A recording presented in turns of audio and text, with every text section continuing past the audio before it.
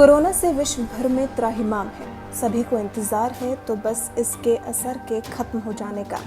लेकिन न जाने इस वायरस को और कितनी जिंदगियां लीलना अभी बाकी है। अन्य देशों की तरह भारत भी इस वायरस की चपेट में आए लोगों की संख्या में हो रही बढ़ोतरी से परेशान है। देश में हुई कुछ गड़बड़ियों को भी इसके बढ़ने के लिए जिम्मेदार ठहराया गया।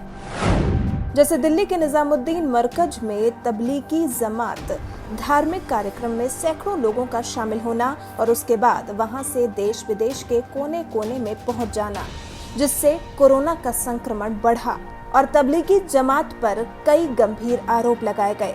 लेकिन कई देशों को भारत में तबलीगी जमात पर लगे ये इल्जाम रास नहीं आए और इसके लिए उन्होंने भारत की आलोचना करना शुरू कर दिया।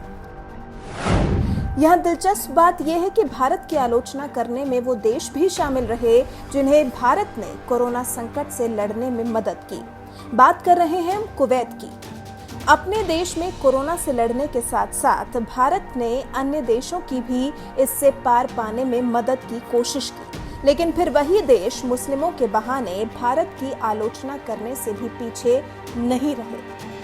लेकिन भारत को भी ऐसे लोगों से डील करना अच्छी तरह आता है। दरअसल 26 अप्रैल को कुवैत के काउंसिल ऑफ मिनिस्टर्स ने भारत में मुस्लिमों पर हो रहे कथित अत्याचारों को लेकर भारत सरकार पर कई तरह के आरोप लगाए थे।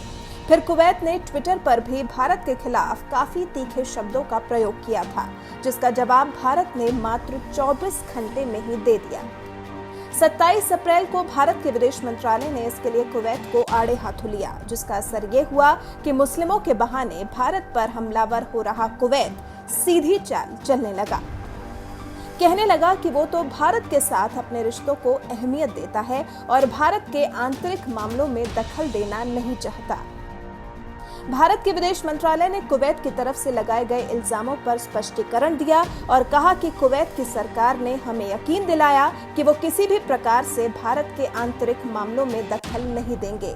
और इस बयान से साफ हो गया कि 24 घंटे तब हुए जब भारत ने कुवैत को रास्ते पर ला दिया।